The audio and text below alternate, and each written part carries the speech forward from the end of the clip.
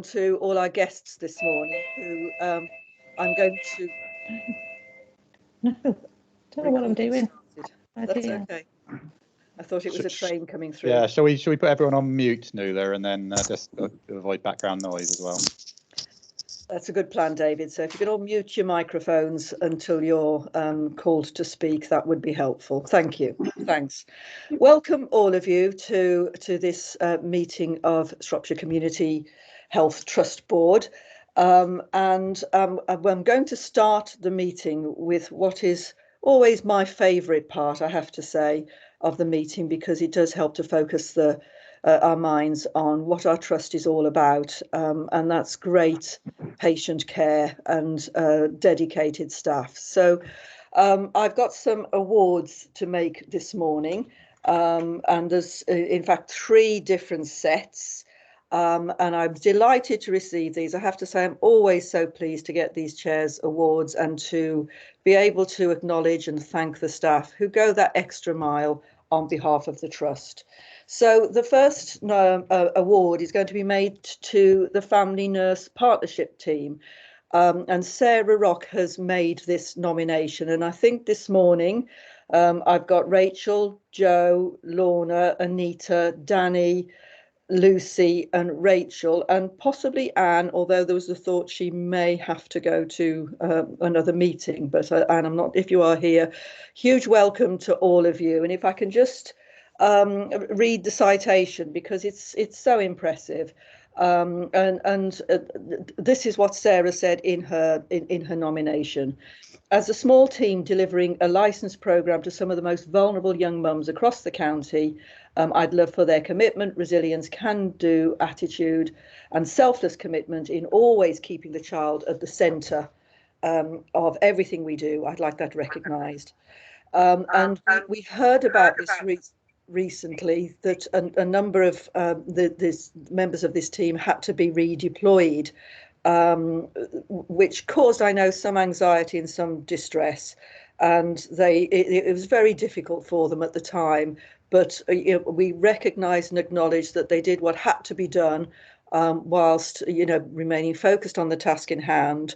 But obviously their hearts and minds remained with their initial caseload, and they've now returned from redeployment and are managing their own caseload. And this has been at a time of helping us to deliver the programme so successfully. So, and they've negotiated some very, very tricky safeguarding situations. So a huge welcome, a huge thank you to each and every one of you for what you have done. And the final part of the citation says, every single member of the team has been amazing, and for a small team have moved mountains for the children and the clients they're working with in unprecedented times. I think that really shows that you are all living the values of the trust, and an absolute credit to the organisation. And on behalf of all of the board, I would like to thank you for what you have done for your patients and for our wider community. And I'm delighted to be able to award you the Chairs Award, which is being done virtually at the moment. I think you may have received it already from Anna. If not, it'll be on its way shortly, with huge thanks from all of us. Thank you so much. Sarah, I don't know if you want to just add anything to what I've just said. Sorry. No, I think, I just felt the team. I mean, I just feel the luckiest manager in the world, to be honest, because the team are so amazing. I think on top of that, what I would say is they are now all majority all helping either with the vaccination programme, and that's as extra hours. And I actually have to kind of rein them in to make sure they don't burn out. So but and they're actually now helping to support some of the 0 to 19 with some of the 6 to 8 week as extra hours as well. So they are so committed to the trust and their public health role, and for the young people who we work with. They are a credit, every single one of them, to the trust themselves. So I just feel really proud as a manager, really. Thank you for that, Sarah, and thank you for being a great manager. You know, the great managers create great teams. So well done to all of you, and very, very much appreciated, and a very well-deserved award. Thank you. Thank you, Nuala. Thank you all. Right, the next set of awards has been nominated by Sarah Hayes, and the team is the Occupational Health team, and that's again, I'm not sure if any of them are here this morning. Let me see you if you are here, and Sarah, I don't know if you're here I am here, yes, Nuala. Sarah, hi. Hi. And you nominated Claire, Helen, Sue, Wendy, Kate, Janie and Claire. That was two Claires. And again, I'll read the citation briefly. The nomination is for the way they have risen to the challenge that coronavirus has presented since March. We've been going through this for the best bit of a year now, haven't we?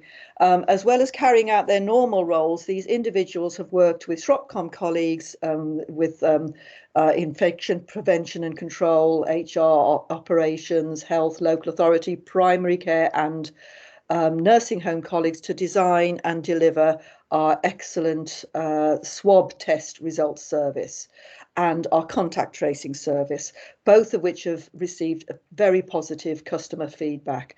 And members of the team have voluntarily worked weekends as well as weekdays to ensure the best possible customer service, giving results and tracing contacts immediately they're available so that anxieties can be minimised.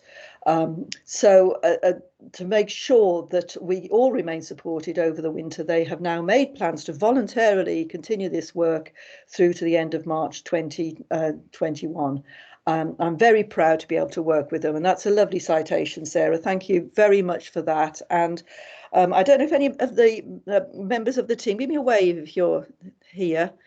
And your cameras are on. I'm not sure I can see any of you. I hope that you're here to hear that. There's quite a few of them there, I think. There are quite a few. Names, yeah. Okay, well, I hope that you've heard those very, very kind words, and well deserved. And yet again, you know, so much demonstrating and living the values of the trust that makes us all so proud to be part of this trust. Thank you for all that you have done. And again, thank you to you, Sarah, for the nomination and also for your leadership. Huge thanks and congratulations to all of the members of that team. Thank you. Thank you. That's lovely. And I'm sorry, Steve. You wanted to say something. It's okay. There's Claire's put her hand up, but also it's probably a good time to say in terms of the support of the occupational health team. We've hit so far 85% with the flu vaccination as well, which is our best outturn so far. That is fantastic.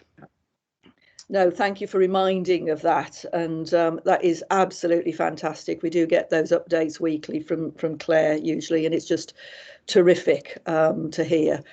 Claire, is that Claire Ellis with your hand up? Just to say thank you to Sarah for recognising what we've done, really. But at the end of the day, it is our job, and that's what we're here to do. Well, thank you for saying that, Claire, but it is all about going the extra mile as well, and it's recognised that kind of dedication and to duty is absolutely commendable. So delighted to present you all with your award. Sarah, I don't know if you wanted to add anything to what I've already said. Do you know, Nuala, it's very similar to Sarah Rock. I feel that these individuals, they've just gone above and beyond. This isn't the whole occupational health team. These are some key people who've really worked so immensely hard, and they're so committed to public service and doing the right thing and the values of the organisation.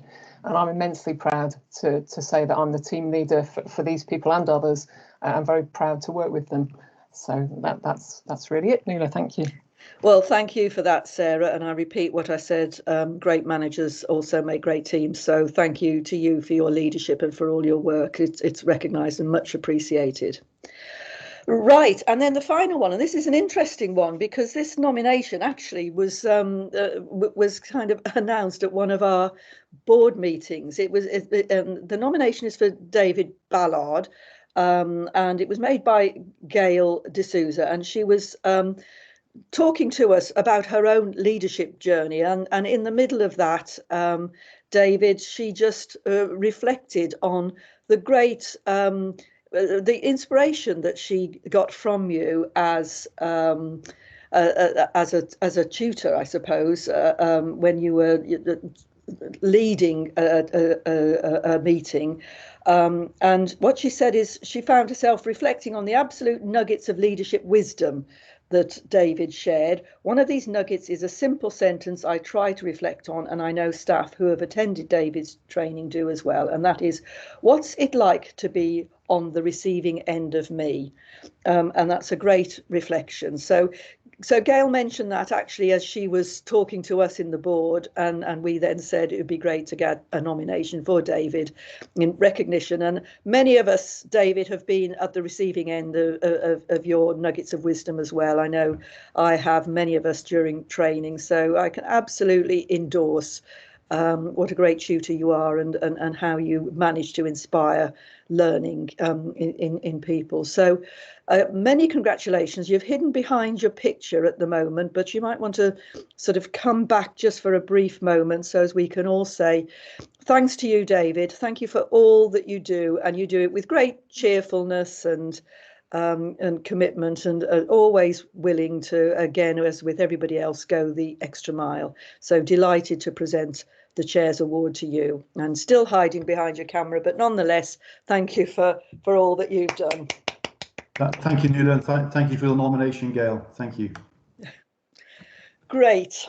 Okay, that's a lovely start to the meeting. Again, focusing us very much on everything that the Trust is about. And in a moment, we're going to have a patient and staff story, which will help, I think, to do that even more. Just very briefly, any apologies. I've already mentioned that Tina has had to apologise for this part of the meeting. Sorry, goodbye to those of you who are leaving us. Lovely to see you all. Thank you for taking the time, and have a great day. Thank you so much. Thank you.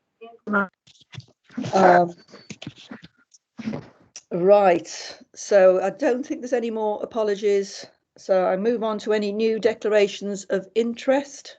Nuala, Steve might be about to say this. We've got a guest from the CQC. Oh, I'm happy if you do, Dave. That's fine. No, you go ahead, Steve. Okay. Yeah, apologies. I'll put my camera on when I'm speaking. So, yeah, Nuala, I did email yesterday. You did indeed, and again, my omission. Sorry, I'm losing fine. points rapidly this morning. It's okay, but we do have Shirley Bird, who's our relationship owner from CQC. Hi, Shirley. And Shirley, She's on mute. She's on mute, but hello, Shirley. We can now see you while you unmute. So you're very welcome to this meeting, and we're all on best behaviour because you're here. No, please don't be on your best behaviour. I'm just going to sit quietly in the background. Thank you for inviting me. No, I'll go back on mute and blind. Thank you. Okay, but yes, this is the sort of business as usual meeting, so you're most welcome. Thank you. Right, so again, I come on to what is a very, I think, important patient and staff story, and I can see Kwasi is on camera now. Kwasi, you are most welcome to our meeting, and thank you for taking the time to be with us. And Katie is here also to help with the story, as well as Mark. So I'm going to hand over to you, Katie, in particular, to introduce the story and tell us what occurred for both of you. And I think this is a great example of both a patient and a staff story, and very, very pertinent to the times that we're through. Hi, I'm Katie. I'm one of the physios in the Telford Intermediate Care team. I'm here with Kwasi today. Kwasi was a patient that I started seeing last summer, right at the start of the whole COVID pandemic, really. We worked together for a few months, and he had a really positive outcome, so we thought we'd come and share his story with you all today. And I believe Anna has got a video to show you all. Yeah, I will attempt to share it now. Brilliant.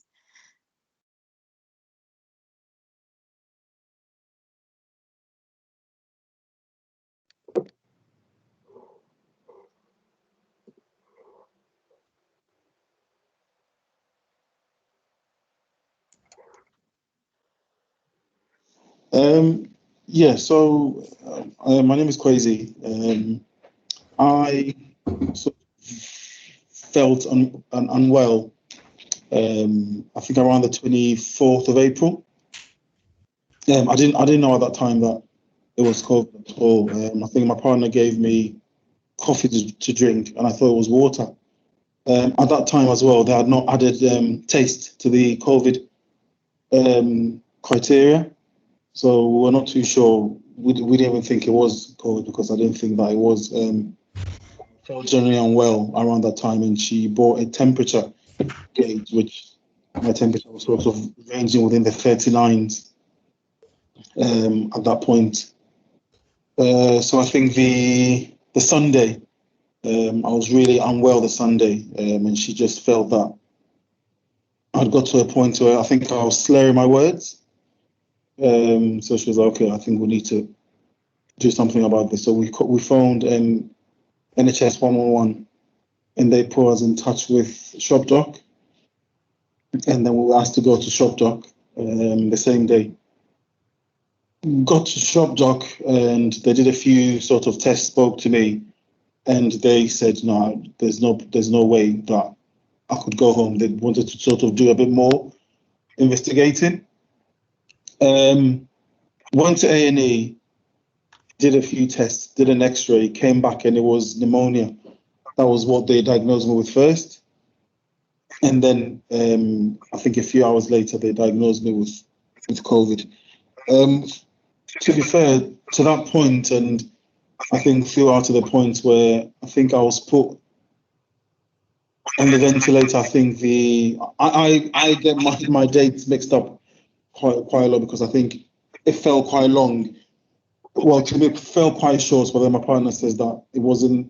I think it was the Monday. She's saying it wasn't the Monday. I think it was a few days after where I was put on the ventilator for a good few days. I think maybe a week.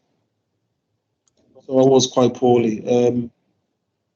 I woke up from the ventilator. I think, as I said, my dates, my time frame is quite mixed up in terms of how long I was on the ventilator for. But I woke up to sort of claps when I woke up because I think they were trying to get me. They were slowly trying to get me off the ventilator, and it happened in the end.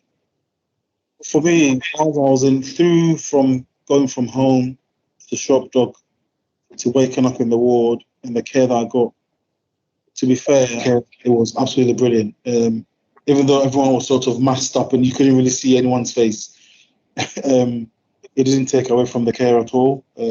Had me come back, which I thought was absolutely brilliant. So to help me sort of be able to add up and to sort of put things together, they invited me back to intensive care. I met some of the nurses who were all masked up by then, so I could see faces now. Met a few doctors. They took me around the ward so that I could put things together to the point where I realized that there was no slashing machine in the hospital. I thought there was one, but when I was hallucinating, so that sort of really helped me to put things together. And they sort of explained where I was, what ward I was in, what room I was in. So that was quite a really good touch as well. They could invite you back and so that you could sort of go through that journey again and make things clear in your head, because I still had quite a lot of questions. And when I came out, and I think going back there really helped me to sort of put a lot of things to rest. Coming outside of hospital as well, I know she's here. Maybe she should get off screen if I talk about her.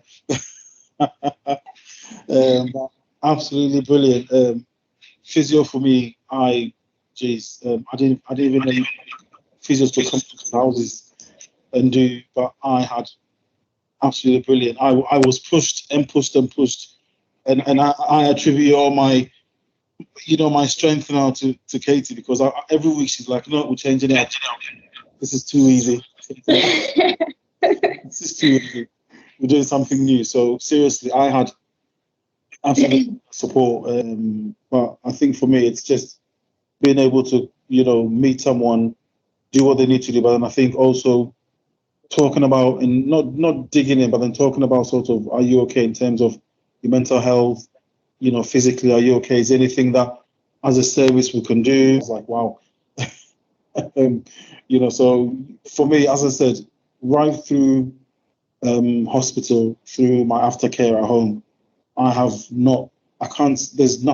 there's no negative. I think the only negative was the counselling and the wait. But again, as I said, Katie was there to save the day. So I am so better now. People see me and can't believe that I was a person who couldn't walk. I came on with a Zimmer frame. And they're like, how are you walking? I'm like, listen, even my partner at one point went, Jesus, you've got yourself, because she's like, I need that exercise myself. We received the referral for Kwasi from one of the physios on Ward 17. I contacted Kwasi, booked the initial appointment, went out to see him at home. And he was really deconditioned and was fatiguing after, really small activities at home that, normally he wouldn't have even thought about completing. Things like making the bed, he would have to sit down and rest for half an hour afterwards because he was just so tired following it. Kwasi had told me that he was previously a football referee and did football coaching and was very, very fit and active. So I was like, right, well, that's our goal then. That's what we're going to aim for. We're going to try and get back to that level. I shouldn't have said that. I should have said something. Kwasi worked extremely hard. I was seeing him twice a week initially, and we started with some very basic exercises like, standing on your toes, holding onto a side and just doing some mini squats.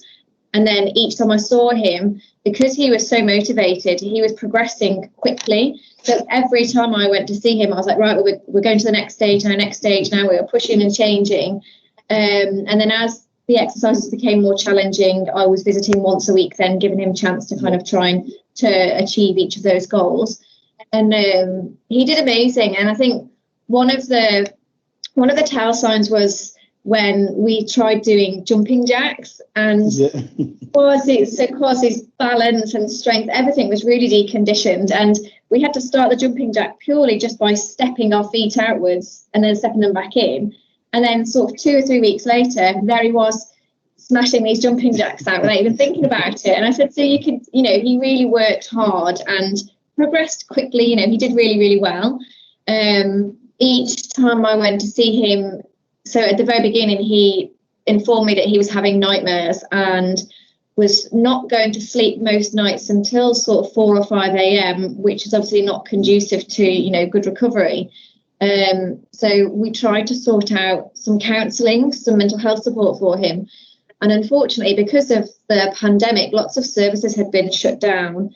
And so that was quite a challenge for us, was trying to find that out. So I sought support from and advice from my team leaders, our service and delivery managers, and we couldn't get any help through our trust, so we went across to MPFT and managed to get Kwasi assessed by them. I checked last night, I think it was about 4 to 6 weeks between my initial assessment and getting the assessment through counselling came through. But yeah, so we got that sorted. That was our only main stumbling block, I think. Yeah. And then you mentioned earlier, one of the things about the pandemic was that anybody you met was all, we were all masked up, had our full kit of PPE on. And that's how Kwasi had seen me. And then there was one day where I was outside my car, in my uniform, putting my PPE on, and Kwasi just walked straight past me because he didn't recognise me without a mask on. So I think that's a really big thing. We're so used to seeing people's faces, and then all of a sudden, all you see are masks. It's difficult, and I think, but you did amazing. You worked really, really hard. You did amazing as well. Yes, coming out of hospital, I think I was the first person in Telford and Wrekin not to have died of the ventilator. So it was very emotional for the staff in the hospitals as well. So I think that's why the video came about, where the day I was leaving, the head nurse in Ward 17, she said, just brace yourself. And I was like, brace myself for what? and she just brace yourself when we go outside. And I didn't even know there was going to be people lined up in the corridor. And I was like, oh, please don't. And they wheeled me back and forth about 3 times. And I had seen that video on social media before I'd met you, Kwasi. So I'd seen it on Facebook, but hadn't put 2 and 2 together. I didn't realise it was you. And then when I met you on that first day, it came into conversation, and I was like, oh my goodness, was that you? And yeah, I think you were the first person to leave ITU alive, you know, surviving from COVID. So I watched the video yesterday again, and it is so powerful and emotional, and to see the change that, you know, to how far you've come, it's amazing, and it's so moving. It really is. Yeah, because at that point I couldn't walk. I was like, you know, I can't really watch it a lot. I just came through because I'm like, oh, geez, that was me in a wheelchair. I couldn't even walk. They were quite emotional. And I think for me, that's where maybe again, I know maybe people will say NHS have paid you. That's where for me, I just feel they didn't have to do it. They didn't need to do it, but on the day they just all felt we've all worked together here. You know, the first person to go home out of ITU, we all need to celebrate this.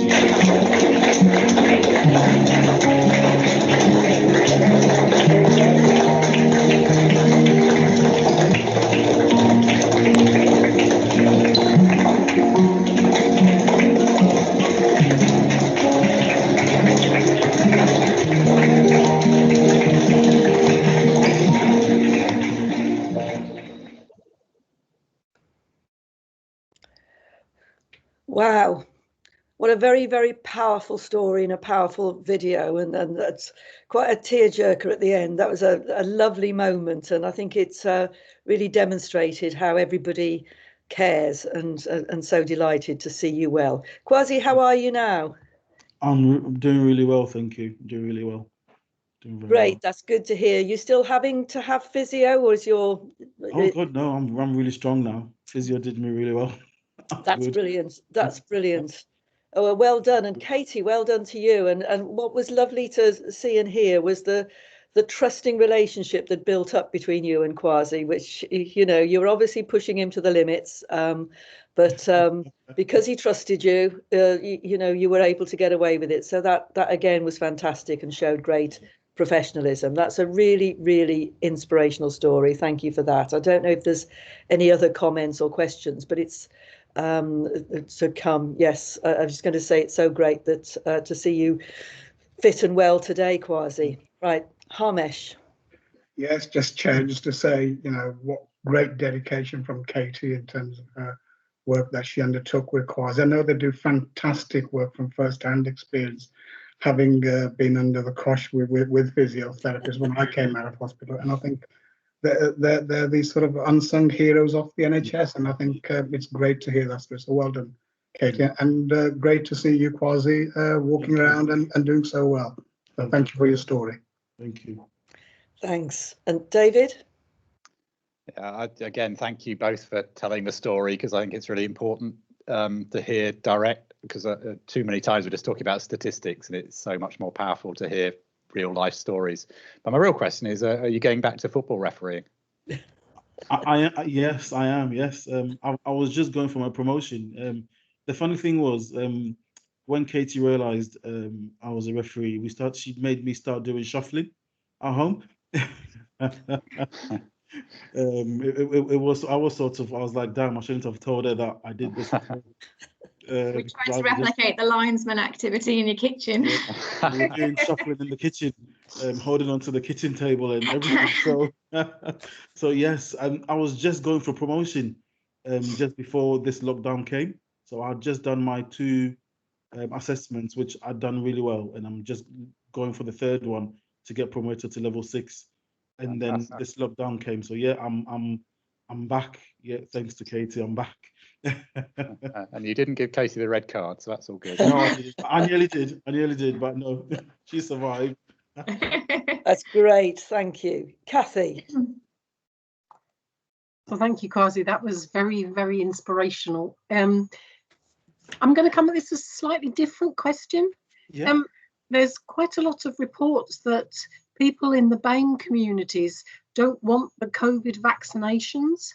Yeah. And I wondered from your perspective what we could be doing to help the uptake of the BAME community and help to overcome their fear. And my second question is, should you ever referee West Ham, please be very kind to us.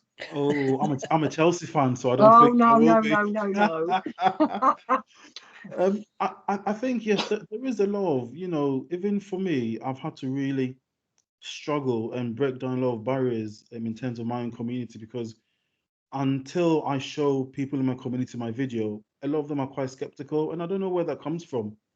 I think it's just that fear.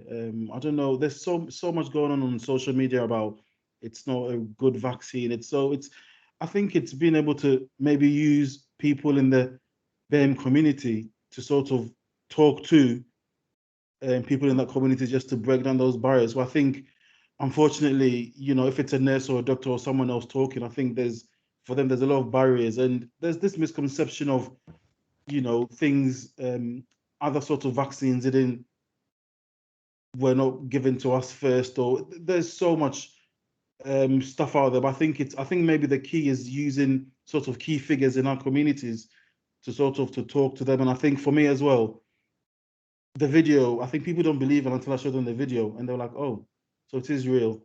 But there's still a bit of misconception that this thing never happened and it's not real. So I think it's being able to target sort of our leaders in our communities and sort of educating them, and then they go and being like the foot soldiers and educating our people as well. Because I think having a familiar face, if you know what I mean, sort of helps to support to break down those barriers as well. But I think things like my video and other videos of BAME people who've gone through this, I think will be quite powerful, because sometimes a lot of people don't believe it, and once I show them the video, they're like, oh, so we do get it, it is real. So I think it's just making people aware, or using people like me in those sort of communities to let them know that this is something that does happen. It's quite sad that they think that way, but it's something that we need to bring. So I think for me, it's using sort of key figures and key people in those communities to drive that message forward as well. So are you sharing that video, and has it been available to sort of local media? We've not shared it yet. It was just in draft form the other day, but I have given consent that it can be used anywhere. To be fair, I won't watch it again though, but I don't mind if it's been shared, because I find it quite hard to keep watching it. But it can be shared. I don't mind at all. Well, that's great to hear, because I think your personal advocacy would be really, really powerful. So that's something Mark, Katie, and Anna, who I think is here at the meeting, that's something we need to look at. Steve, you were indicating. Yeah, thanks, Nuala, and thanks, Kwasi, for sharing your story, really, because it is incredibly powerful. And I think the question just about the vaccination is really important. But the other one for me is about people's emotional and mental health. And it's important for you, Kwasi, as a patient, and I completely get that. The other thing is, though, and I'm sure you'll appreciate, a lot of our staff also have gone through some of that journey with people. Yeah. So again, there's quite an emotional impact for them as well. So we're very conscious of both angles, both for people like your good self, but also our staff. And we've heard a couple of times, I think this morning, about the number of hours that people are working as well. So there's a lot of kind of, if you like, pressure on people. So I think A, it's good to talk, and B, I've tried to do a couple of things, particularly with males, really, to try and get them talking. It doesn't always work, because when you ask them how they are, they go silent for 10 minutes. But then when you talk about something like football, they start to talk about stuff, which is quite interesting, really. Again, I'll just end on a funny, which is, I think if you'd ever come across me playing football, you definitely would have given me a red card. Oh. But take care, and yeah, thanks for sharing your story. No, thank you. I think for me, it was quite important that I think, again, coming out of the BAME community, it's quite hard for black men, I'll say black men, to talk. And I think when I told a few friends that I was going through counselling, the first thing was like, what?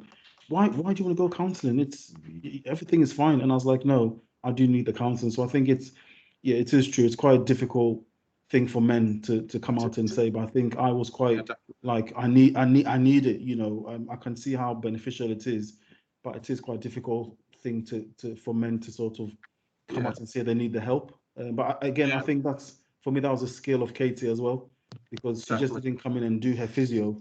She was asking, how are you? And sort of, it just pulled me out of myself. Yes, yeah. There's actually a specific walking group kind of nationally that's coordinated, and it's specifically for black men as well. I didn't know actually, that. to recognise that point you're making. It's hard for men to talk per se, but I think actually there is a recognition that sometimes, Yeah, brilliant. Anyway, take care. Thank you. Thanks. Jane. Hi, Kwasi and Katie. Hi. So I'm Jane. I'm a GP by background. I'm medical director for the trust, and so thank you. You're both really inspirational. And although, I mean, I feel personally I've been living and breathing this for the last year, and that I sort of do get it. That just completely floored me. It's incredibly helpful and grounding, I think. So thank you. I'm working with sort of across the system. We're trying to look at how we do reach.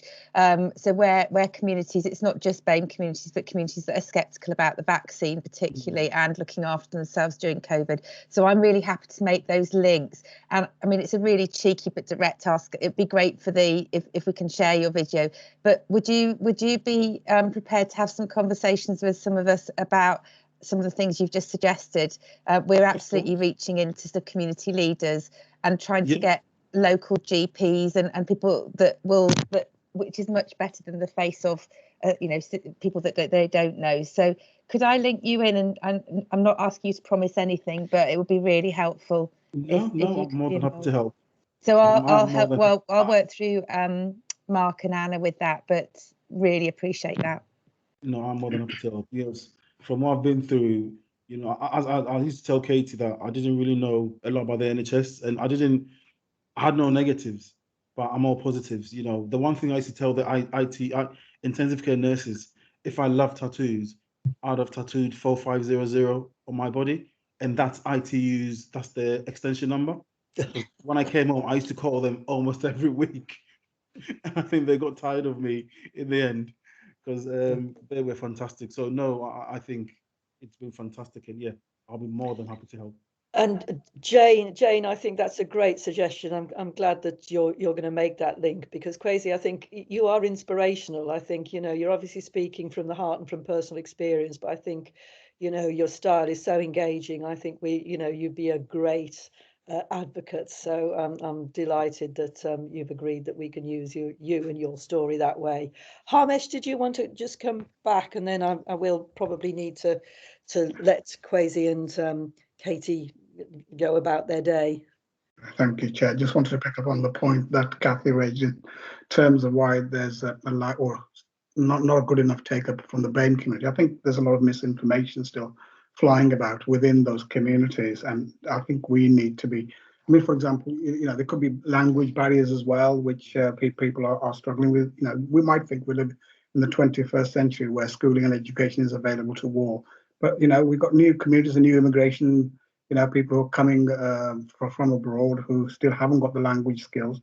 So I think that's quite important that we get that right. We make sure that our pamphlets are in multi-languages, so we get the message across. And I think to have ambassadors like Kwasi, it's very, very important to get that message across and say, this is a real issue, guys, and this is important that you take up the offer of the vaccines and community engagement. We've got to use our community leaders within the mosques, within the temples, and within the gurdwaras and so forth, and get those people getting that message out to the community and say, look, it is imperative that you get vaccinated. Thank you, Chair. Thanks, Harmesh. And I think, Katie, you wanted just to come back in again. Be lovely to hear from you. And Kathy, can I just say your hand is still up? I think that's possibly a legacy hand, but let me know. Yes. Katie.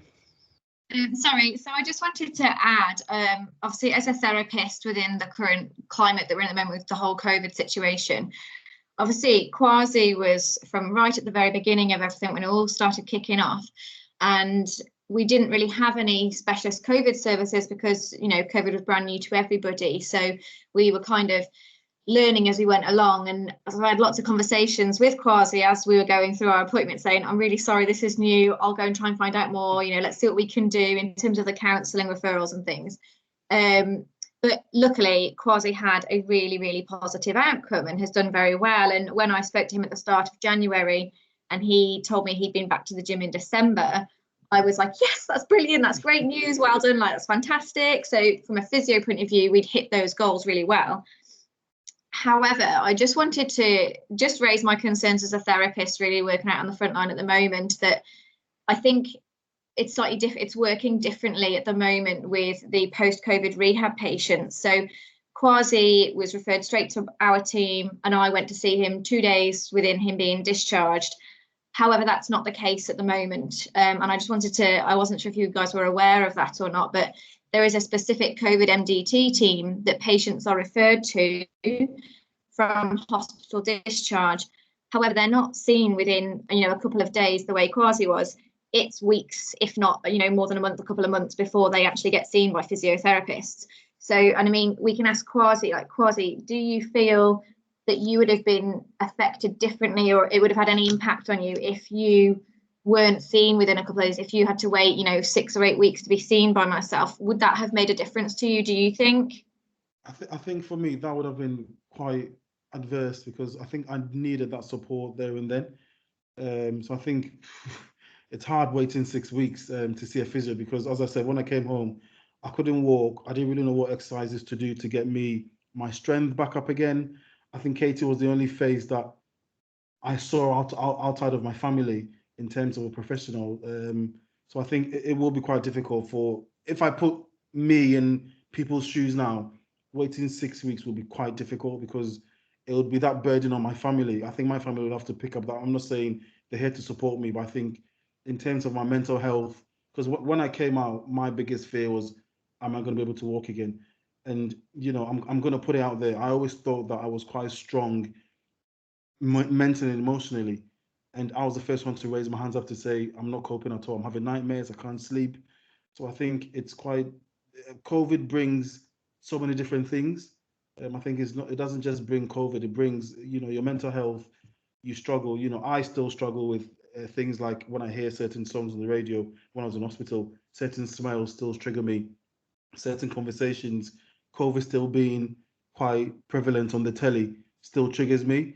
It's just by having that support that I can go through these things. So I think for me, waiting a while with no support, and if someone is not quite vocal or they don't talk, they will just be suffering, you know, quietly. So I think it's quite important that, you know, I know everyone is stretched, but I think as COVID is quite new and we're all finding out about the effects and the causes and the long-term effects, I think for me, my experience, I wouldn't have coped if I had to wait 6 weeks. No chance at all would I have coped at all.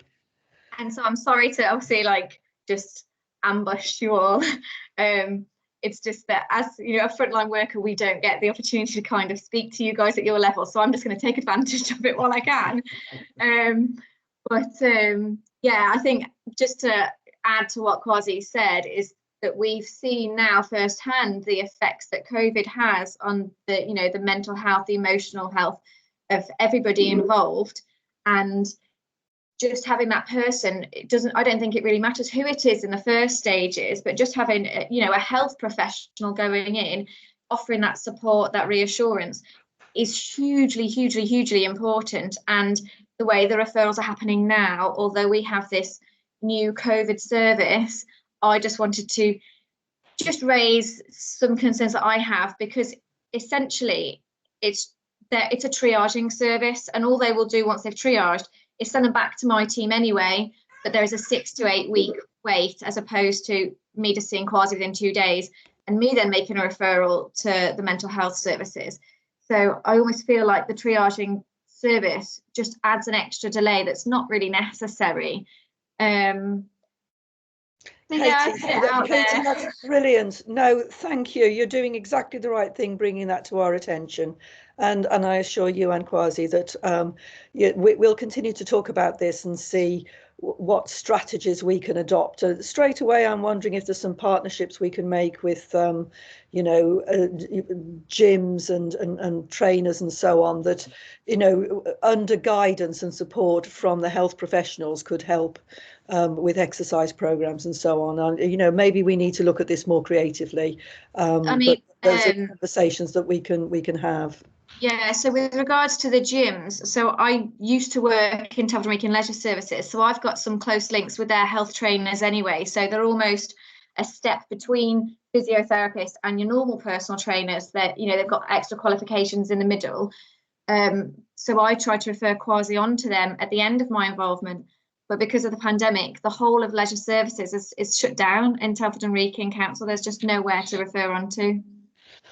Yeah, I mean, with the pandemic does make things difficult, obviously, but you know, every problem's got a solution, and I just think we need maybe to think of it creatively. Ros, have you got a creative solution for us? Not right now, but what I wanted to assure Katie, hi, I'm Ros Preen, I'm the Director of Finance and Strategy, and I'm also Chair of the Respiratory Pathway Programme for Shropshire. So the clinic arrangements that you're referring to come under that banner. Now, what you've raised this morning is something that really sets, I suppose, a benchmark, I suppose, that we can go back and have a look at how that post-COVID clinic has been set up and what it's, I suppose, where it's up to, what it's achieving in relation to what you shared this morning. So I think it's a really powerful question, Katie, and I'm really glad you've asked it. And we absolutely, with that hat on, I'll go back and have a more detailed look in relation to what you've just described. Can I ask one more question, Ros, then? Sorry. I'm not going to be invited back again, I'm fairly certain. You take advantage of the moment, Katie, go for it. Just another question then, Ros, sorry. So with regards to the post-COVID rehab patients, the majority of those patients struggle with breathlessness. So they then would require to be referred on to pulmonary rehab services, which is obviously that's a bit more specialist than myself.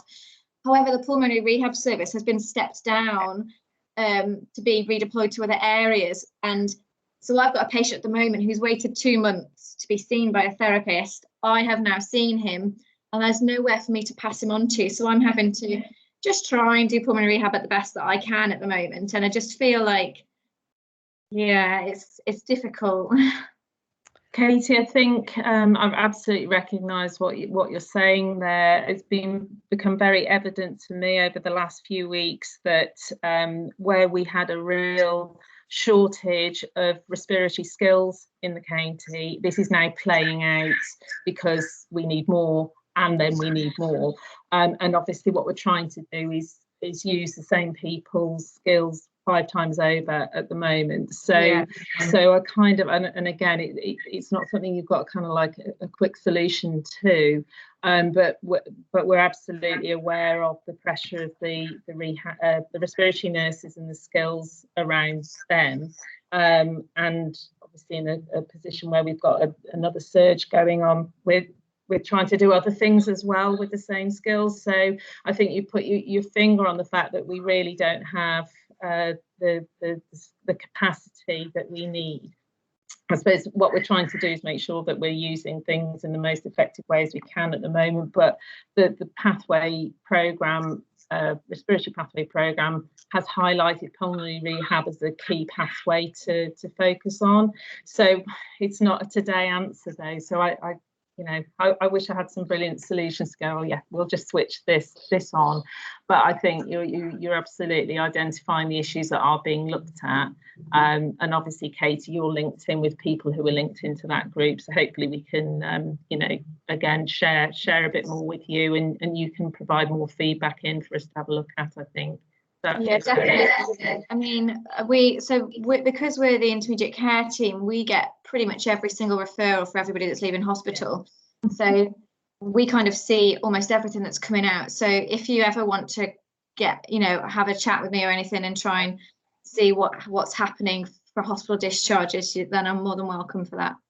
Thanks, Katie. Will do. Thank you. Thanks. Sorry. No, Katie, please don't apologise for taking the opportunity to ask important questions, and hopefully we can find some solutions around it. David, I'm going to let you have the last word on this, and then I will need to close the item off. Thanks, Neil. I think you already said what I was going to say, really, but I should have introduced myself earlier. So I'm David, the Chief Exec. But yeah, I mean, lots of people have said in the chat already, absolutely don't apologise, Katie. That's exactly what we want to hear. And similarly from you, Kwasi, hearing direct adds to our knowledge and hopefully makes us make better decisions. So clearly we'll need to take the answers to those questions offline. We're not going to answer it at the board, but it's really, really valuable. So don't apologise at all. Right, so thank you for that, David, and a huge thank you, Kwasi and Katie, for coming here this morning and sharing your story. It's been very, very powerful, and I'll give you the assurance that it won't be forgotten. We will be wanting to take action as a result of that. And Kwasi, it sounds like you have been appointed as an ambassador here to spread the word about, particularly to members of the harder to reach communities, about the importance of staying well and getting the vaccine. So thank you again. It's been an absolute pleasure to meet you, although virtually, and I really appreciate you taking the time for us this morning. And to you, Katie, thank you and well done. You've done yourself and your colleagues proud this morning by being, again, such a great advocate for the team and speaking out the way you did. So much appreciated. Thank you both. And Mark Donovan as well, I think. Thank you. Bye-bye all. Bye. Thank you. Bye. Bye. Great. Okay, we've lost a bit of time on that, but I think really important to have done, and really, really valuable staff and patient story to hear. I know that there aren't going to be easy answers, but I think we're going to be pushing to say, what are we going to do about this? And I come back to my point, there might be some creative ways. It might not be immediate, but there might be some creative ways that we can link with other services outside the NHS to give support in these situations, but that's for another time. Right. Okay, I'm going to have to move us on a bit quickly now because we've lost some time. So the next item is the minutes of the meeting held on 3rd of December. They are there for accuracy in the first instance. If you can tell me on page 1, 2, 3, 4 or 5, if you can see any. I have an accuracy issue on Yes, page Harmesh. 5, Yes. 5 of the minutes, where he says it's the last paragraph, second line. He was also conferred that the family have support. I don't think that's quite right. I think I asked the question whether the family had the necessary support. I suspect that should have said concerned. Am I right to say that? Maybe that should have been concerned. Or it could be that he was concerned whether the family had the necessary support at the time. If we made that correction, Harmesh, Yeah, would that... that should read well then, yes. Thank you. Yes, I should have spotted that one. Thanks for that. Steve. I know, mine's more of a positive governance point, really. So we put that we held the meeting virtually, and then it says members of the public 000. I wonder if it's worth putting on that we actually do record the meeting and we publish it. We do, Steve, but if you remember that meeting, the recording wasn't working. Oh, yes, that's right. It was a technical hitch, but you're right. Your general point's right. But yes, on that this specific meeting, the recording facility didn't work for reasons which were outside of our control. I'd forgotten that bit, David. Yeah, thank you. Okay, thanks for that. So if I whiz through page 6, 7, a long set of minutes, these 8, 9, 10, 11, and that's it, I think. So if I can move to the action log, there was just one item outstanding, which is which was the people strategy. And Victoria, you're going to give us a verbal update? Yeah, so Harmesh and I haven't yet had the opportunity to meet. We're meeting on Monday to progress this. So we will just, if colleagues recall, we approved the people plan at the last board.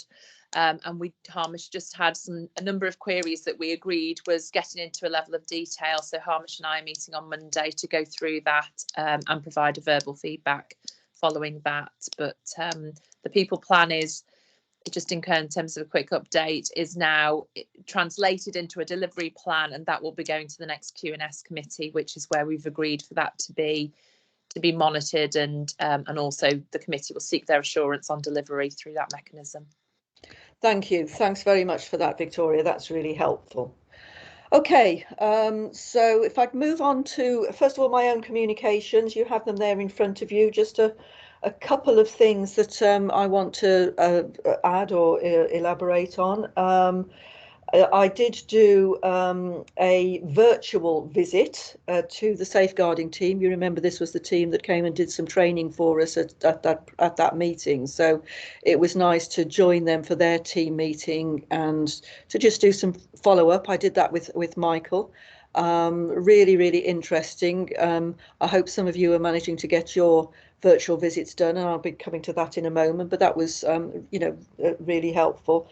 And also the last paragraph of my report, unbelievably, this is both David and Ros's final formal board meeting. They'll still be with us next month informally, so I'm sure that if you have some warm words, you might want to save them for then. But for the purposes of this meeting, I want to record my thanks and appreciation to both of them.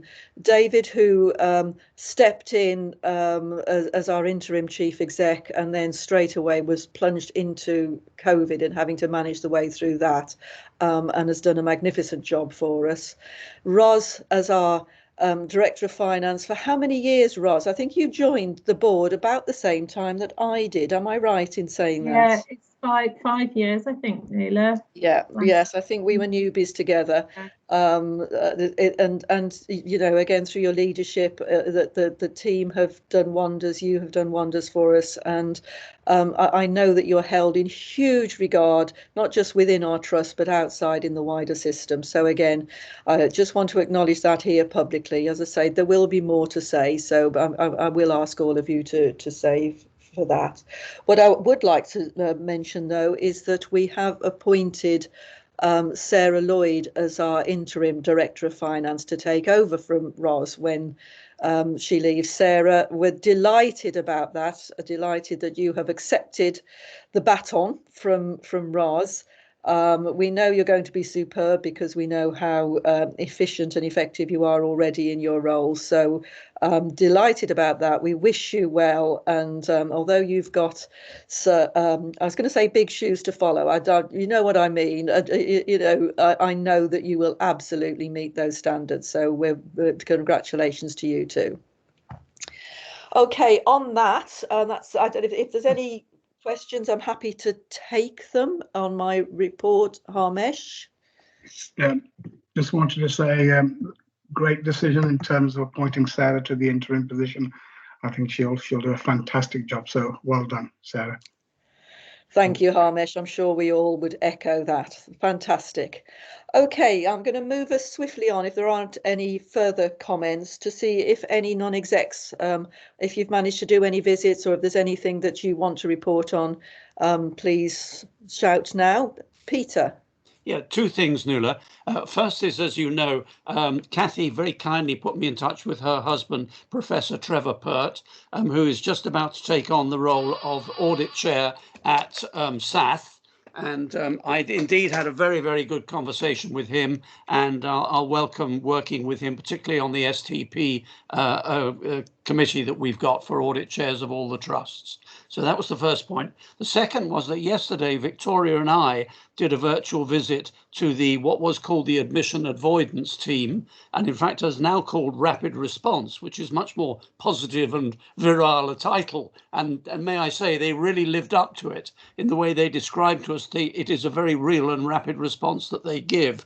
They cover their patch is the SY1, SY2, SY3 area, and some references outside of that. The rest of the county is covered, I think, through ICS teams, who nevertheless don't have the nursing support that our team does. I was very impressed with them. I think they do a super job.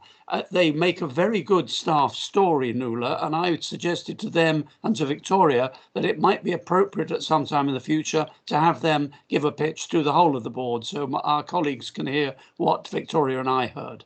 Victoria, I don't know if you had anything to add. No, completely support that, Peter. I think they're a really impressive team.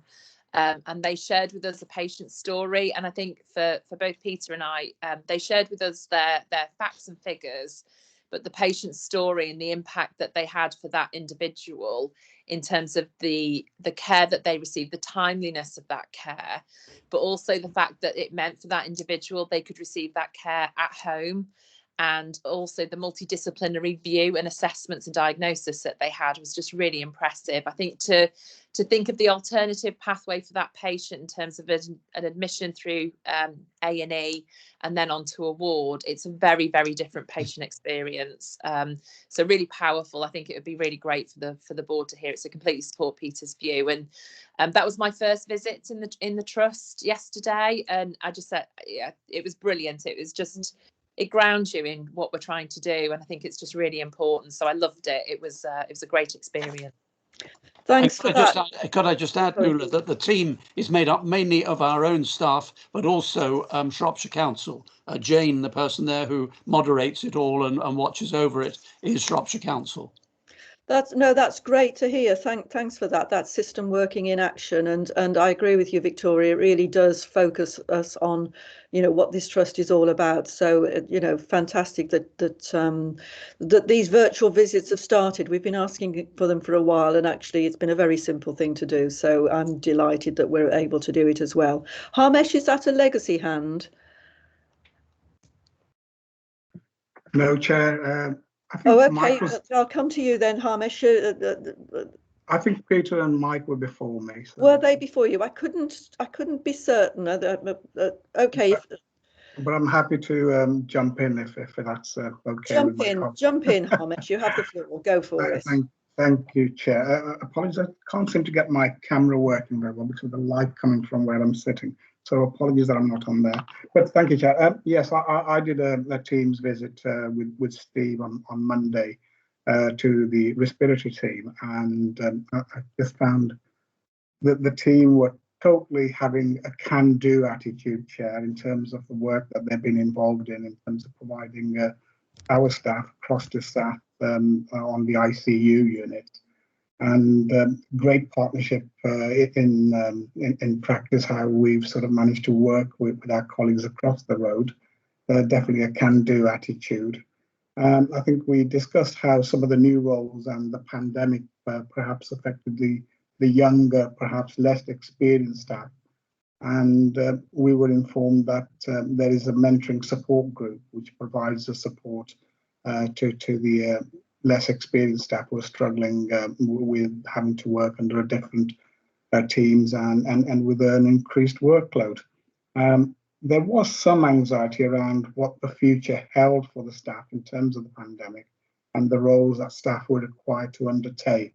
And I'm pleased to report that Steve was quite open to listen to some of their concerns.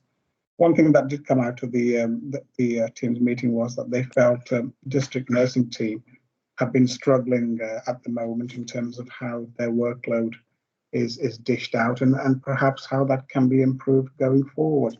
But overall, positive news in terms of how our staff are coping during the pandemic and working in partnership with our colleagues in the other sectors. So thank you, Chair. No, great. Thank you for that, Harmesh. That's really great feedback. So I'm not sure who came next, but Peter Featherstone, I'll come to you. Thank you. Thank you, Nuala. David and myself, we had the opportunity to visit the information team. Thoroughly enjoyed that. I must say that Steve Price and his team have got great morale there, and it was an absolute joy to be with them, actually. So their team spirit there is exemplary. I'm pleased to say that they're all well, they're all happy, etc. And I certainly appreciated their continued focus on the work of the trust. And I think during this time they had a new team member as well. So this new team member was being integrated, very effectively. I've promised that as soon as circumstances allow and people do return to the office, I'll make a personal visit to them. And I think I'm on the promise of actually bringing them in a cake as well. You were. Well done, Peter. Well done. Fantastic. Mike. Yeah, thanks, Chair. On the 14th of January, Sarah Lloyd and I dropped in on a virtual meeting of the CCN, Children's Community Nursing Team. I know that's not particularly virile title, but it does what it says on the tin. We found a close-knit team, been together a long time under their manager, Kate Medhurst, maintaining a 250 caseload as a priority one service, focusing on paediatric palliative care needs and delivered holistically. The team are used to working apart within the community, so they've got practices to support that remote working. Though they feel at the moment space is a challenge at Coral House when they get together. Conversely, they do feel more than adequately supported by the Trust during this challenging time, especially when they have a dialogue with the Bronze support team. The families they support feel really supported by the CCN team, find them more agile than other services. And the families are affected more by this third wave of COVID rather than the first two.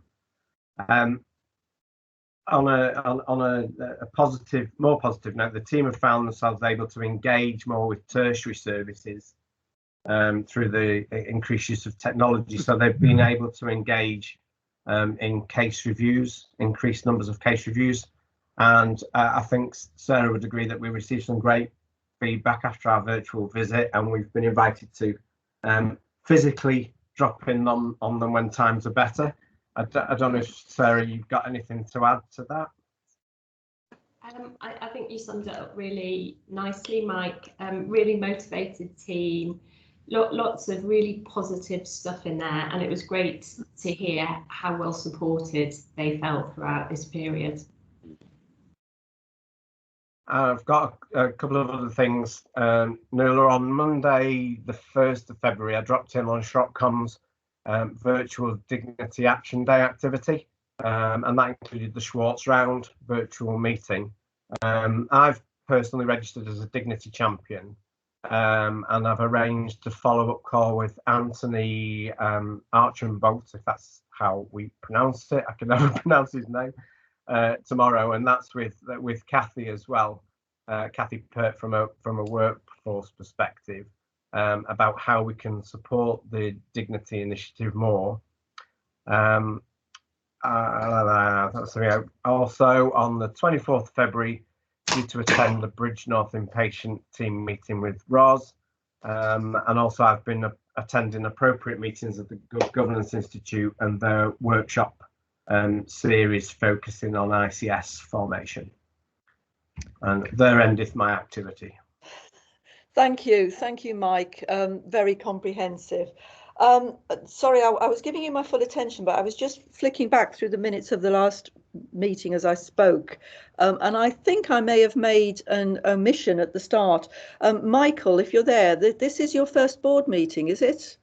You weren't here for the last month, so feels to me you've been around for ages, but I should have welcomed and introduced you to your first board meeting and to the Trust, and I think you have had a chance to meet a number of the, well, certainly all the execs and some of the non-execs by now.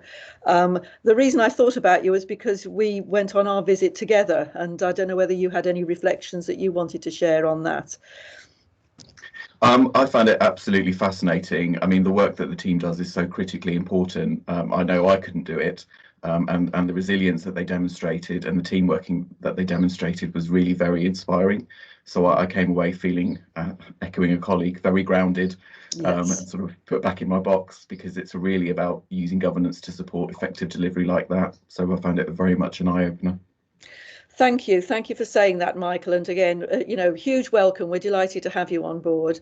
I think your comments are very pertinent, because the reason behind these visits, although it's fabulous to be able to meet with the staff and hear their experiences, it is all about enabling us to exercise good governance and ensuring that the messages, the information we receive through our papers is actually what is happening on the ground. So by meeting with staff, by getting to know them, by getting to hear about their day-to-day issues, that helps us to triangulate the stories and the information that we're given at board. So it's a very vital part of our governance role. I'm delighted that these meetings have now been instigated, and keep them coming. They really are very, very helpful, particularly in these times. I always find them useful, but most especially during the pandemic, when we're not able to see and talk to people in the normal way. That it's very, very valuable that we can meet with them virtually. Thank you. Thank you all for that. That's great. If I can then hand over to you, David, for the Chief Exec's report. Thanks, Nuala. As usual, I'll take the report as read, but as usual, every time I write one of these reports, they're immediately out of date. So I'll do a little bit of update on some of the content, just to make sure we kind of reflect changes that have happened since I drafted it. So on the vaccination programme, first the COVID vaccination programme, it really has taken off at pace now in Shropshire, Telford and Wrekin. So as it has nationally, so nationally across the whole of the UK, over 10 million vaccinations have now been delivered, which is just extraordinary if you think it's only been running for 7 and a bit weeks. Locally, as you see when I wrote the report, we'd done 38,000 jabs. We're now up to 78,000. So you can see, and that's literally about 5 days ago I wrote the data in the report. So that just shows how significantly we've ramped up the capacity. The latest site to open, Ludlow Racecourse, opened this week. The site in Shrewsbury Bowling Green is opening this week as well. So fantastic progress in terms of coverage of the first 2 priority groups. Again, this data will itself be out of date now, but as of a couple of days ago, we'd achieved 86% of care home residents have actually had their jabs. So everyone's been offered it, but 86% have had their jabs. And in terms of over 80s, 91% have had their jabs.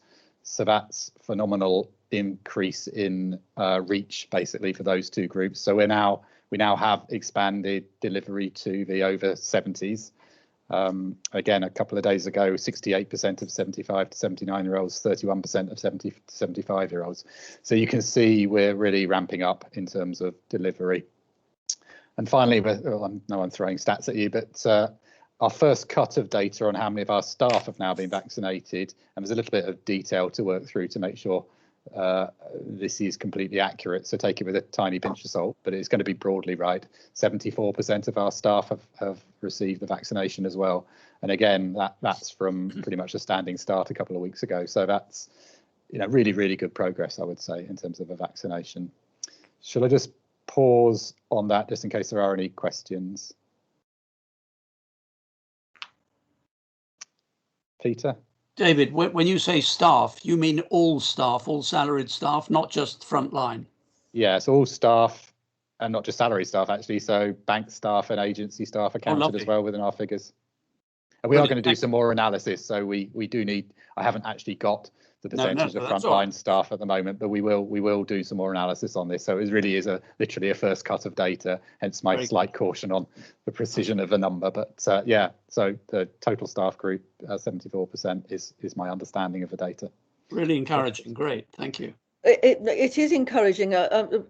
Just on that, do we have any staff who are refusing the vaccine, and what's our strategy around that, David? Yeah, I haven't heard that, and albeit I don't think we've asked that question directly. So what we are going is we've now got this data. It's at the individual person level. So what we will do is follow up in the same way as we've done with flu vaccines to understand for those who haven't had the vaccine, whether it's simply ability to get to a vaccination centre. So until the Ludlow site was open, for example, it's quite a long way from Ludlow if you haven't got a car to get to a vaccination centre. It could be issues like that. It could be busy shifts, etc., etc. So we will follow up individually. I'm sure there will be some staff, as there is in society, people who are sceptical or who are positively opposed to having vaccines. We have no rights to insist, but we will do our very best to persuade, because I think, you know, at a board level, I'm sure we would agree if this clearly is the right thing to do, and we would absolutely encourage everyone, be they staff or residents, to take up the vaccine. Thank you. Moving on to local rates of infection. I mean, the good news there is that, again, since I wrote this report, rates of infection have started to fall in our local communities, both in Shropshire and Telford and Wrekin. So, and I won't shout out all the numbers, but they are, in Telford, they're about 20% lower now than they were when I wrote this report. In Shropshire, about over 30% lower. So you can see it's going in the right direction. It's not a linear kind of improvement, so we do see plateaus. Difficult to know for certain, but I think this is primarily the impact of a lockdown rather than the impact of the vaccine. So I think we would hope to see that continue to improve, even if some of the lockdown restrictions in due course are lifted. The impact of the vaccine should continue to see an improvement in the infection rates, albeit we, you know, despite those numbers I've just quoted, we are, as I've said, focusing on the particularly vulnerable. Therefore, the whole of society is not covered by the vaccine at the moment. But again, going in the right direction, and that will, in due course, impact on the demands on services, which is the next section. So again, going in the right direction, but slower. So acute admissions are starting to fall. Numbers in acute beds are stabilised. Numbers in continuing care are still pretty high.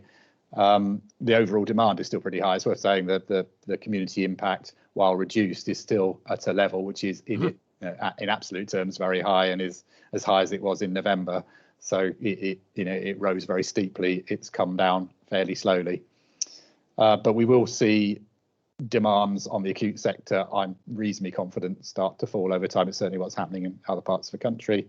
In terms of community services, again, we're one step further along the pathway, if you like. So the number of COVID positive patients has been going up in our community hospitals. So it was 19 as of yesterday.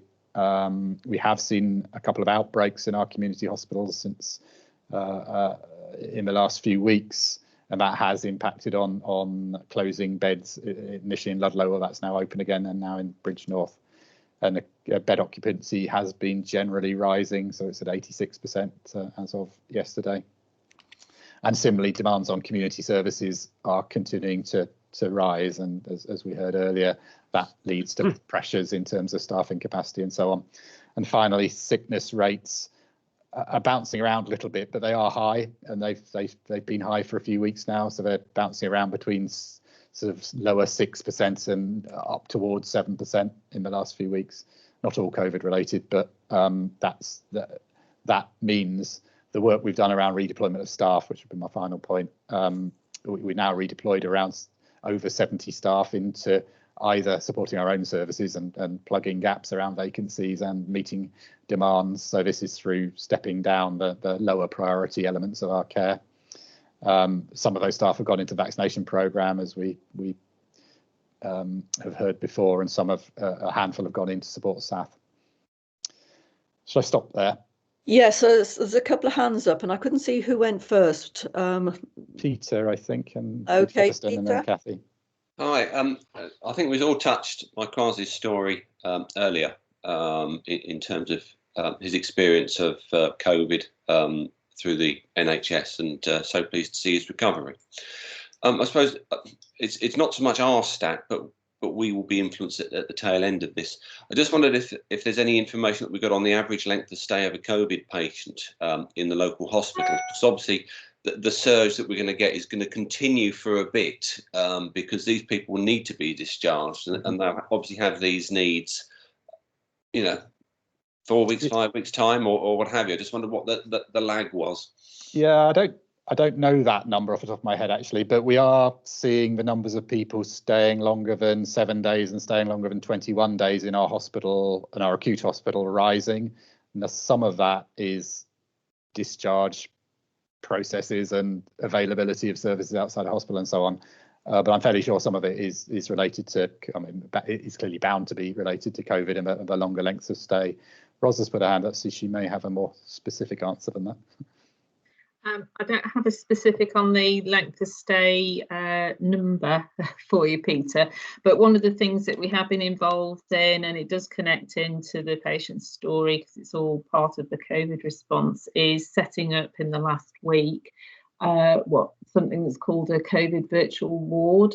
And one of the central premises of that is to be able to discharge patients out of SAF sooner than they would have been, because we have a virtual ward construct in the community that would allow patients to go somewhere and be monitored somewhere else that meet a certain set of criteria. And in that, then there's an expectation that somebody stays on that virtual ward around 14 days. So if you assume that without it, those patients could stay in SAF for an equivalent period of time, because they're not stepping down and back home or into a care home, then that's the impact that COVID virtual ward is intended to have. But it all still points to being supported by the same very small handful of staff out in the community. So it's still a point that Katie raised earlier. It's all in the same mix, really. Yeah, and one of the factors, which is obviously good news, is fewer people are dying, basically. So the death rate's lower, the success in treatment's higher, but of course that means people are staying in hospital longer because we're successfully treating them, and that's great. But obviously that's one of the reasons why the bed occupancy takes time, as your question implied. Admissions may be falling, but bed occupancy could still be rising because of length of stay. Thank you. That was thank you. Sure. And Kathy. Thanks, Nuala. So I wanted to ask David about the availability of support services and psychological support services for the staff. We know some of them, it's been quite a stressful time, not only in shifting between services, but being on the front line. And have we got enough capacity in the psychology services should they need to avail themselves of it? Yeah, thanks, Kathy. I'll in short, yes, I think, but I'll bring Victoria in because there's a huge package of support we put in. I mean, psychology is sort of the far end of a spectrum, if you like, but there's a lot of support in advance of that in terms of how we support staff. So yeah, Victoria, do you want to come in? Yeah, will do. Thank you, David. So I think Kathy and Steve's touched upon some of the activity that he's doing as well, in terms of recognising that different parts and different members of our organisation need different types of support. So we have got an overall package that we are ensuring our staff are aware of. That includes both physical wellbeing and mental wellbeing and emotional support.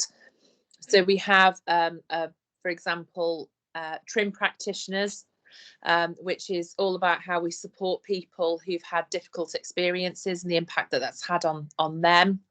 That's something we're doing across the system. We've got over 100 practitioners now trained, and we have used that approach, that methodology. In a nutshell, it's about having a conversation that's focused on the individual and what's happened to them and how we can help. So that's one example of what we've got. We've got health and wellbeing support in terms of our occupational health. We have counselling services available 24/7. Helplines, and we do have some capacity within psychological services as well to give support. So I think what we are trying to do is have a very diverse offer in terms of health and wellbeing for our people, so that we are recognizing that different people will need different types of support at different times. And also, I think, Kathy, recognizing that this is something we need to ensure we've got a very strong health and wellbeing offer for the foreseeable future. I don't think it's something that is time limited. I think for some of our staff, it may be the impact is later. So we need to do that as well. So I'm happy to circulate to the board. We've got one on a page, the total offer that we have for our people available. and we circulate that on a regular basis. I'd also say we get some great support from our comms colleagues as well to make sure that our staff messages constantly share those offers, and we're also making sure they stay relevant. So as we go through this, we know there've been things that maybe we needed to tweak or actually put more effort into other areas as well. So we're making sure we stay very responsive to what our people need as we move forward. But I'm more than happy to circulate to the board that offer on a page so that you can see at a glance what that offer is, and hopefully have a level of assurance that we are doing everything we can to look after our people. And on that, I'd probably just use it as an opportunity to say that's one of the aims within our people plan as an organisation, is looking after our people. So it has a strategic focus and is something that Q&A can hold us to account on as we move forward as well. So I'll stop there unless there's questions. Thanks, you, Victoria. Thank you. Thanks, Kathy. Ros, did you have another question? Your hand is still up. Okay, back to you, David. Yeah, the last point we've highlighted in the report is around Auckland and the reports on maternity, that review that came out in December. We had a very brief conversation about it at our last private board meeting, and we're having a session later today to debate any impacts on us both as a partner in the system, but also any lessons we might learn in terms of governance. And I think sort of a discussion we've already had at the board resonates very much with this, so I'll look forward to a more detailed discussion about that later. Thank you for that, David. I'm hoping I can move us on because we are behind time. If we can come to the quality, safety and people section, just to remind everybody, the protocol is that we'll assume that you have read the papers, and if we could just take questions on them. But Peter, if I can come to you first to introduce the report from Quality and Safety Committee. Thank you, Chair. Brief introduction from myself before I pass over to Steve and the executive. So these are the minutes from the meeting that we held in January. The previous meeting to this was 2 months previous, I think on the 19th of November. So it did mean that we did have a packed agenda with something like 22 items on there. That said, I have to commend the quality of the reports. We were able to go through the agenda and give each item due credit, and I felt there was some fairly robust discussion there. So thank you to everybody on the executive for their input there. Certainly, with regard to the assurances that are detailed within this report, certainly I commend those. And with my gratitude and thanks, I'll now pass over to the executive to answer any questions on the content of the report. Thank you, Steve. And are you going to talk to the first appendix as well while we have you? Yeah, so is it easier to take any questions off the first report, and then I've just got a couple of highlights in terms of the second? Okay, that's fine. That's helpful. So Harmesh, over to you. Thank you, Chair.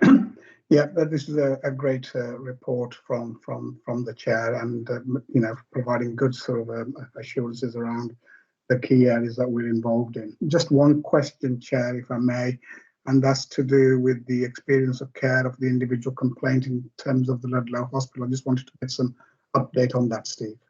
Thank you. Yeah, so I think at the committee, but also outside of the committee, we've been conscious of making sure that we keep in contact with all our teams. So we identified that we didn't feel that we met the needs of a particular patient at Ludlow Community Hospital. So we've made sure that we've gone down and understood perhaps what didn't go as well as it could have done. Quite often things like communication come up, and certainly perhaps putting the person and their relative at the centre of our thinking at every point of time. That being said, there is pressure on our teams, and we've talked about that a little bit in terms of COVID. So I'm not making that an excuse, but sometimes people need reminding about what we do and how we do it. So one of the things that we have done, Harmish, is obviously increased support there, but we've also allocated one of the quality team to each of our localities, which also includes the community hospital. So they're spending more time, even though we've got this obviously tight restriction in terms of lockdown. I don't know why I'm waving my hands about because I'm all on my own, but yeah, so we've done those things. And then back to the visits. The visits are really important to stay connected as well. So that's important. So we're developing a really robust programme to visit every single team over the next 12 months as well. So, and I think that'll be an incredible feat if we pull that one off. Thank you, Steve, for that. And back, is there anything else you want to highlight on that report? Peter, I see you're indicating. Yeah, it was just a brief comment when Steve mentioned about visiting teams. One of the points of challenge which I picked up with Steve both before the committee meeting and during it was complaints, and just seeking further assurance there. I did put in a challenge in regards to the number of complaints at Stoke Heath Prison, and I had full assurance there, so there's no issue there. But I did get the offer to visit with Steve when we can to go to the prison, and I will take him up on that when it is possible to arrange that visit. Thank you, Peter. Okay, Steve, do you want to say anything on the integrated quality and safety performance report? So if I connect what Peter's just, it might seem now like we've agreed this conversation beforehand. So we've got Shirley Bird on the line from the CQC, and honestly, me and Peter haven't spoken about this bit. So the one thing that isn't really in the report or might not stand out is we've had two, if you like, desktop reviews with the CQC. One was about our overall kind of services that we provide as Shropcom, but also our healthcare input into Stoke Heath Prison. And Peter, I actually used your name in that meeting with the CQC as an example of where you'd raised that in the Quality and Safety Committee. So Shirley did want to say she could confirm that actually that point about the complaints and how we have that scrutiny now flows all the way through. So I was upfront about that, Peter, and I did also mention that the two of us were going to go on a visit when we can and safely do that. So Shirley's now come live on the camera to confirm that. Yes, I do recall the conversation. Thanks, Steve. Thank you very much. So there's good triangulation. So that was... Excellent. I think the other thing I wanted to say, Nuala, and maybe this is just a message that we can constantly rehearse, and David's probably heard it many times coming out of my mouth. But it is that hands, face and space, and getting people to think in every situation how that applies to them. And I'm still staggered that we have to keep reminding people of this. But I think it's a really important thing, and everything that we do at all times is quite heavily scrutinised, as you can imagine. But we're also role models, aren't we? We're NHS employees, whatever role that we've got in terms of modelling some of that. So again, that's an important one. And the reason I say that is because certainly since the last board, I've chaired 4 outbreak meetings. So where we've had a COVID infection that's spread within a team or a service, and that might have affected patients or staff. None of those are really acceptable. We can understand why things might go awry sometimes, but there's quite often a theme of somebody's made a minor mistake quite often in terms of use of PPE, but it has quite a big impact in terms of both, you know, the well-being of staff and patients, but also the service delivery. And then that ties into the point that I think has come up a few times at the board, is about our ability to deliver all that we need to deliver in terms of the priority of our services. So for that, we have deployed, and David mentioned the figure, in terms of just over 70 people to support.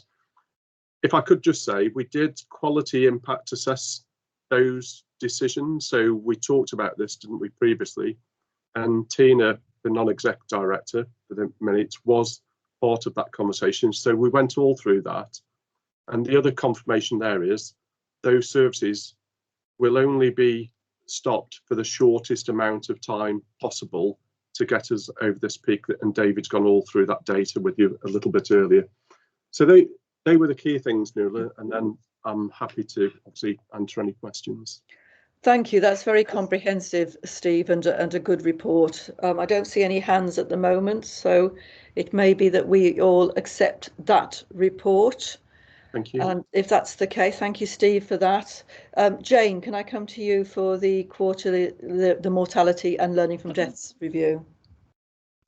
Yes, I think the main point that just want to highlight here is how we're trying to demonstrate the impact of the actions that we're doing, collating the themes arising from our learning from death reviews.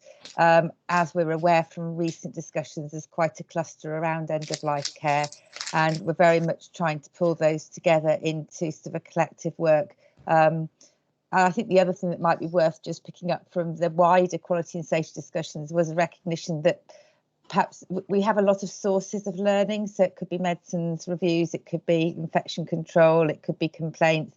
And what we're hoping to do with the Quality and Safety Committee is not just pull themes together within each of those sort of tranches of knowledge, but sort of by service. And, what, an ambition could be that as we develop towards our neighbourhood teams wrapped around primary care networks, that we could actually geographically look at where there are issues and hotspots and sort of early warning signs that we need to dig deeper.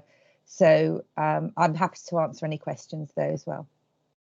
Thank you, Jane. Harmesh. Thank you, Chair. My question to Jane is on end of life and hydration and nutrition. Jane, with COVID-19, has there been any impact on the way we deliver end of life care and how we provide hydration and nutrition to patients who are in those conditions? Thank you, Chair. So yes, I mean, but also clearly that is just core care standards that we need to meet. So I probably defer as well to Steve, but my perspective is there was one or two particular cases with end of life where nutrition and hydration were a particular concern. So we've done some root cause analysis, we've looked into that and we're responding to it. But on the back of that, it's aligned to what Steve said earlier. The quality team are offering more targeted support to each service to assure of the basics, but also explore where there are issues. And Steve, I'll hand over to you, but this is something that is clearly an ongoing piece of work. It's core standards, but also we're just making sure that we're more proactively in touch with particularly the community hospitals that are dealing with much greater numbers of sicker patients at the moment. Steve, do you want to add to that? To be fair, I think you've covered everything, Jane. I think the only thing I would say is that it is support for patients, which is obviously paramount in terms of nutrition and hydration, but it's also about supporting staff who have, in some periods of time, supported more people in terms of end of life care, and that obviously takes an effect as well. So it's keeping that balance correct as well. Thank you for that. Peter? And just one more thing to add. When we were discussing the issues raised there, particularly with regard to the pressure at Ludlow, one of the suggestions that we were considering was to have an individual report for each of the community hospitals in due course, so we could understand better the impacts and how we are performing there. Yes, I recall that, Peter. No, that's a point well made. Thank you. Kathy. Thank you, Nuala. Jane, I just wanted to pick up on the child deaths. Yes. There were 3 areas, and yes. I wanted to know whether lessons have been learnt around that and how we've dealt with them, especially the late presentation of that child with brain tumour, which I found quite worrying. Yes, it was. So the answer to that is yes. I've clearly at board level haven't provided as much detail as we discussed and provided. Yeah. So, but there is work undertaken. I mean, that was a particularly shocking incident. It was clearly an incident, not a theme. Yeah. But there has been work, Bernadette B leads this work and does so very much not only with our teams, but working with our colleagues in SAF and other parts of our system as well. So you know, that was explored, and there's something here around not only awareness for staff, but the messaging out to young family, you know, people with young families who just need to be aware, especially during times where everyone's a little bit more fearful of asking for help because we're not sure whether, you know, people aren't sure whether services are there or safe, to make sure that families know when to call for help or ask for advice. Thank you. Thank you. Thanks for that, Jane. Is there any more you wish to add on your report, Jane? All the questions seem to have been dealt with, so I think we're ready to just accept that report, and thank you very much for that. Thanks. And then both you and Victoria are going to report on the equality and diversity update, is that right? Or at least Victoria? Yeah, Victoria, do you want to, because the majority of it's around the gender pay gap, so do you want to kick off, and I'm happy to contribute. Will do. Thanks, Jane. So we've obviously considered this in greater detail within Q&S, which was a good discussion, a very good rounded discussion. I think within the report, what we've tried to do is to highlight to the board and to the committee the key developments that have happened with regards to equality, diversity and inclusion. So there's been some massive strides in terms of how we're engaging with our people from a whole range of protected characteristics to really better understand their experiences and how we can improve that. And the board will recall at our last meeting, we heard the very powerful stories from Liz and Cheryl in terms of their personal experiences. And I'm pleased to say that what I'm really pleased with is that teams from across the organisation have really embraced that story and are really taking it forward in terms of how we learn and improve, which is really important. Otherwise, for us as a board, we hear a story, it impacts on us, but it's the so what and the difference that those stories make, which is really key, I think.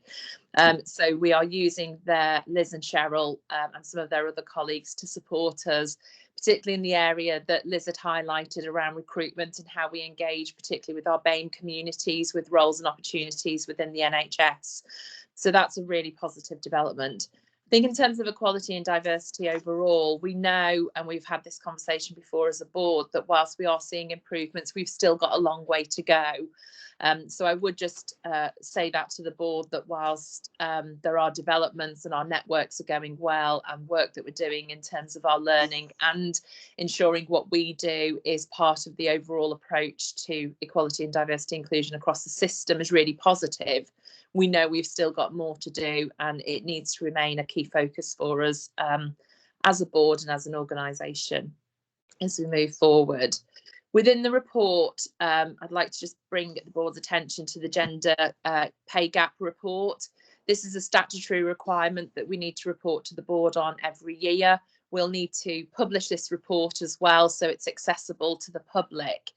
And I think really just key highlights of this report, because obviously we discussed it in detail at the Quality and Safety Committee, would be that in terms of our mean gender pay gap, we're starting to see a reduction there. And whilst that's positive, we need to bear in mind that the whole premise of us reporting gender pay is so we can ensure equality. So that should be our overall goal, is that as an organisation we have equality of pay between the genders, and that's really important. So whilst again we're starting to see improvement, there's still some way for us to go to have that assurance that it is equal for all, and that there's some work to do there.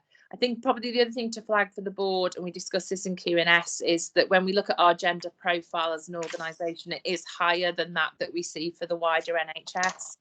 So 89% of our staff are women and 11% are men, whereas we know predominantly for the rest of the NHS it's 77% for women and 23% for men. So that's just something I think for us to be aware of. So the report details all of the key indicators. I think the other area to be mindful of is bonuses, which sometimes for some of us that lands a bit left field and we think, oh, we don't pay bonuses, but when we're talking about bonuses within this report, it's Clinical Excellence Awards, which is part of the national terms and conditions for our doctors, so just to be mindful of that. So I think the report's there in full. As I said, we've discussed it at Q&S. I'll hand over now to Jane to cover off our work in terms of of our patients and service. Thanks. Thanks, Victoria. And just with respect to the Clinical Excellence Awards, they are only relevant to consultant doctors. So for us, that's only a small number of our consultant community paediatricians. It's not relevant to the rest of the doctors that work with us and for us. So yeah, with respect to more broadly, I mean, our staff and patient story exemplified where our focus is at the moment, both within Shropcom and playing as part of a system. So our focus is very much on the communities that we need to more proactively communicate with respect to very specifically the COVID vaccines, and ensuring that they do continue to sort of follow the rules as such to keep safe and access health and care as needed. So that includes the BAME community, but also other vulnerable communities and those that may be more sceptical about the COVID story and the need for vaccination. So we're doing that partly ourselves, but also very much as part of the system. And I will definitely hook in our new ambassador for that. Then more widely, we're clearly responding to the recommendations of the internal audit, but that is very much as part of a wider EDI with respect to health service users and our community agenda, which essentially is health inequalities. I mean, we could almost start talking about EDI with respect to staff and health inequalities. We clearly work together on those two agendas because they do interrelate. In the first instance, majority of our staff are also our community, and they're also really important ambassadors into our community. But we just need to be clear that there is the health inequalities for the whole community we serve, and that doesn't include only those that we are serving at the moment. That's the wider community as we move into our integrated care system and providing sort of holistic population health management based care for everybody in our 500,000 community, not just those that are on our list at the moment. So happy to answer any questions. There's also a few points there where Mark Donovan's demonstrating some of the ongoing engagement work with our wider communities. Thank you for that, Jane. I'm not sure if there's any questions. Harmesh, there we go. Thank you, Chair. My question's around the leadership, Victoria, in terms of what support are we providing to our staff to develop their potential and their potential leadership skills, and how are we responding to the NHS Leadership Academy stepping up programs? What sort of progress have we made on that? And how are we making sure that the wider system takes into inclusion the leadership capabilities from the BAME community? Yeah. So I think Thank you, in Chair. terms of, oh, sorry. Good answer, sorry, Harmesh. So in terms of our approach, I think that's still some work that we need to do. And I think the system's in a very similar place, Harmesh, as well. So I think we've made some really great strides in terms of pulling together leaders from across our patch who come from the BAME community to ask those questions in terms of their experiences, their learning, how we could do it better. And that has led to a number of different events happening. So we've had some sharing events and learning events to better understand. So, for example, in Black History Month, we took the opportunity to learn together as a group, and there have been other events such as religious events that we've taken the opportunity to learn from as well. We've also delivered some unconscious bias training as well within the system. And I think that's important, and it's a positive step forward, but it's part of the story, because I think what we potentially do is help people learn that maybe they do have that bias, but then what we need to ensure we follow up with is, so what do you do about it, and how do you make that difference? I think there's a lot more that we need to do in terms of the system leadership development programme. We do have an element of learning around inclusion and how we would support colleagues from all protected characteristics to step into leadership roles. So I think at the moment, Harmesh, the assessment of our position would be that we have some very clear ideas and plans about how we take it forward. We're not yet in the place where we've implemented them, and I think that's really where we start to come into that. I think as well, the other thing for the board to be conscious of is that we were selected as part of NHS Employers Equality, Diversity and Inclusion Partners. So Hamish, yourself and I and Fiona have been attending those modules and increasing our knowledge and expertise on that. That has slowed down recently. It didn't happen this month because of COVID, which is completely understandable. I wonder, Hamish, if we and I need to think about how we share that learning with our colleagues on the board, because as Steve mentioned earlier, in terms of following COVID guidance, it's the same principle that we as a board need to role model that and need to think about that as we appoint into our leadership roles and how we're developing our colleagues as well. So yeah, that would be the overall position on that. Thank you. Thank you, Victoria and Jane. I think we accept that report. We are asked to approve the publication of our gender pay gap report, although as it's a statutory requirement, I'm not sure if our approval is necessary, but nonetheless, I will take it that we approve the publication of that gender pay gap report. Thank you very much. Thank you. And with that, we are running a bit behind time, but if we take time to just grab a quick coffee, will 8 minutes be enough to get back at 12? Can you manage that? Yeah. I'm sure you can. All right, we'll take a break till 12. Thank you.